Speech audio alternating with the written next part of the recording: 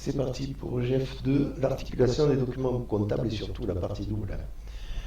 Donc on part sur un contexte, c'est le camion qui est à la roseraie, qui vend des sandwichs et dont les clients, les principaux clients, c'est vous, les élèves de Bourdelle. Alors la première chose à faire avant de commencer, c'est savoir quelle est l'activité de Rock'n'Roll. Est-ce que c'est commercial, industriel ou de service? Ça va nous servir surtout plus tard pour les numéros de compte. Donc ici, l'activité est industrielle puisqu'il transforme les matières premières en des produits finis. Donc les matières premières, c'est le pain, les frites surgelées qu'il transforme en sandwich produits finis. Les flux. Alors, les flux, vous les avez déjà vus en écho, on les avait vus aussi dans le premier chapitre avec par exemple les clients qui échangeaient avec le service commercial, les bons de commande et le service commercial qui envoyait la facture. On va voir qu'il y a plusieurs flux, on va s'intéresser pour le premier flux au flux de biens et services. Lorsque on a un flux qui entre dans l'entreprise, c'est qu'on va acheter et on achète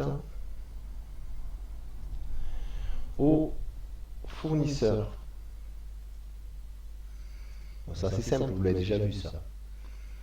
Par contre, lorsque on a quelque chose qui sort, un bien ou un service qui sort de l'entreprise, c'est une vente. Et la vente, on l'a fait auprès du client. Facile, facile. On a aussi des... Donc ça, c'était les flux réels, biens et services. Et on va interrompre. Le deuxième flux, ce sont les flux monétaires, qui correspondent à l'échange d'argent.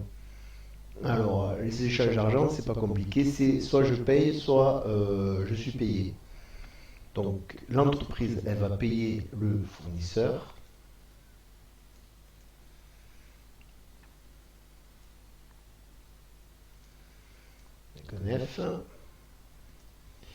Et par contre, elle est payée par le client. Tout ça, c'est simple, mais vous allez voir que vous allez vous tromper. Un peu plus compliqué, c'est que dans une entreprise, on va dissocier dans le temps le moment où on achète et le moment où on paye, ou le moment où on vend et le moment où on est payé par le client. Et cette dissociation, ça va engendrer des dettes ou des créances. Donc on va commencer par la dette, c'est l'obligation de rembourser. Et qui c'est qui rembourse? C'est le client. Alors, une troisième catégorie de flux, ce sont les flux financiers. Parce que souvent, dans une entreprise, on va dissocier le moment où on achète et le moment où on paye, ou le moment où on vend et le moment où on est payé. Et entre ce laps de temps, on a un engagement, soit de paiement, soit de payer, pardon, soit d'être payé. C'est une dette ou une créance. Alors, la dette, comme son nom l'indique, c'est qu'on doit de l'argent et donc on a l'obligation de rembourser le fournisseur. Tandis qu'à l'inverse, la créance, c'est un droit que l'on a d'obtenir le remboursement de la part de notre client.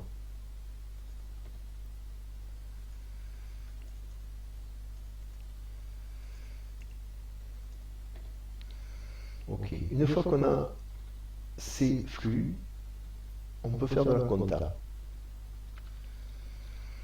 Donc on est sur la page 2. Dans les colonnes, vous avez les flux. Donc les flux réels, c'est les biens et services. Les flux monétaires, je paye ou je suis payé. Et un peu plus compliqué, les flux financiers. Donc soit j'accorde une créance, soit je contracte une dette. Et soit je vais annuler une créance, soit je vais annuler une dette. Alors comment j'annule une créance? C'est lorsque mon client me paye. Et comment j'annule une dette? C'est lorsque je paye mon fournisseur. Donc chaque fois, on va essayer de voir ce qui se passe. Par exemple, le 3 novembre, je vends 100 sandwichs. Donc c'est un flux réel. Je vends. Je les règle comptant, donc je suis payé. Ça c'est simple.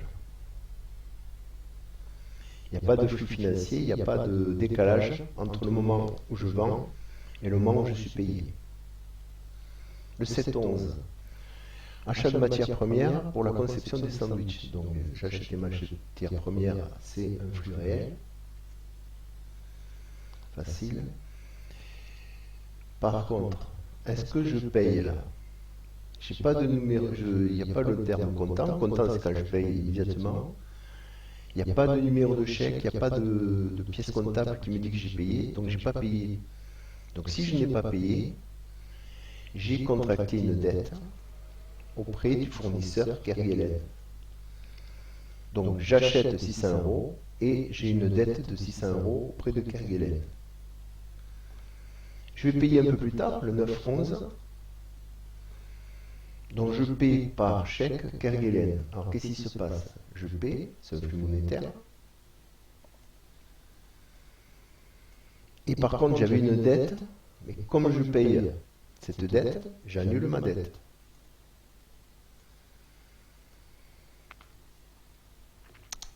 Le 10 novembre, je reçois la facture de l'EDF de 100 €. Alors c'est pareil. J'ai le numéro de la facture, mais je n'ai pas le numéro du chèque, je ne sais pas comment j'ai payé, donc ça veut dire que je ne l'ai pas payé encore EDF. Donc j'ai reçu par contre de l'électricité qui est matérialisée par la facture, donc j'ai acheté un bien et service. Alors pour l'électricité c'était plutôt un bien. Et par contre, je n'ai pas encore payé EDF, donc j'ai une dette.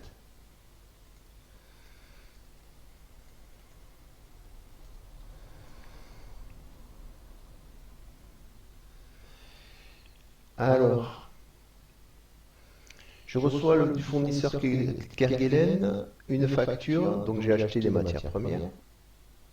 J'achète au fournisseur, je paye au client, regardez la page d'avant. J'achète, je dis une bêtise, j'achète au fournisseur, je paye le fournisseur. Alors là, j'achète 400 €.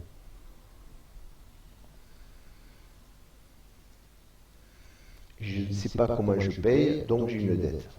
Ça m'en fait des dettes là. J'ai une dette envers EDF et une dette envers Kerguelen. Le 12-11,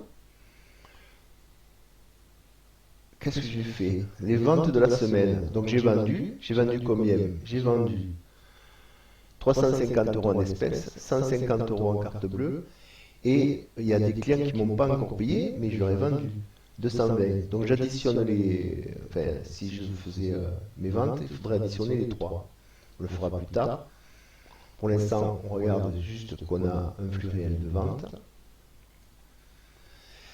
Et après, on a 3 manières de paiement de ces ventes. Alors on a les espèces et les chèques. Donc j'ai été payé en partie, pas de tout. Et la deuxième partie, j'ai accordé une créance. Donc je suis là. Donc on voit qu'on a au moins deux flux, donc deux croix dans la ligne, et quelquefois on a même plus que deux flux.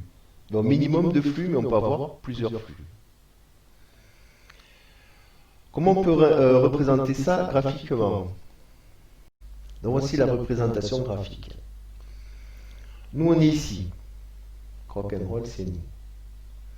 Lorsqu'on achète par exemple le 7 novembre des matières premières, on va avoir des matières qui vont entrer, ça va être le E, entrer. Normalement c'est un trait plein pour les biens et services. Et en échange, parce que je n'ai rien sans rien, j'ai pas encore payé, mais j'ai fait un petit papier en indiquant que je dois, je sous-signé Rock'n'Roll, doit à Kerguelen 600 euros. C'est ce petit papier qui va sortir pour le fournisseur. Ce sera sa preuve. Il pourra me demander les 600 euros grâce à ce petit papier. Donc un flux entrant, un flux sortant. Donc je vous laisse le soin de faire les flux des opérations ci-dessus. Donc chaque fois, qu'est-ce qui entre dans l'entreprise, qu'est-ce qui sort. Là, il va sortir. Eh ben, il faut regarder au-dessus. Hein. Regardez ici. On est ici. On paye. Donc qu'est-ce qui sort? Un petit indice, c'est le chèque qui sort. Et en contrepartie du chèque, je vais avoir le petit papier comme quoi je devais de l'argent à Kerguelen qui va entrer. Alors pareil pour la facture, vous faites aussi. On le corrigera ensemble. Et voilà la fin de mon compteur.